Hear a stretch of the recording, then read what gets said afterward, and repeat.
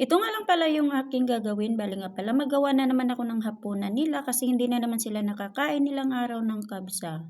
Ayan nga lang pala yung aking lulutuin. Hello mga kakabs, ito nga pala yung aking gagamitin. Bale nga pala isang buong manok yan ay syempre pinagagayat ko na yan sa apat. At dito naman sa part na to, mag-isa na nga lang ako ng aking gagamitin. Ayan nga pala, meron nga pala akong mga halo sa panggisa ko, bali nga pala ay pinagsabay ko na lahat. At pagkatapos naman sa paggisa, yan nga pala inilagay ko na rin yung kanyang mga seasoning. Iba na naman yung way ng aking pagigisa kasi medyo mas malasa pala pag ganito ang gagawin ng pagigisa niya.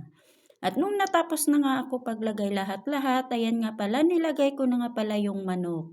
At syempre naman, ayan nga pala, ay pagkatapos naman, ayan, nilagyan ko na rin siya ng tubig at yan ay papakuluan ko sa kalahating oras.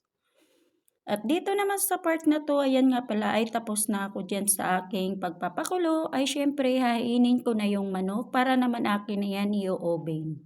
Bali nga pala, lalagyan ko lang siya ng mantika sa ibabaw, parang style barbecue lang siya.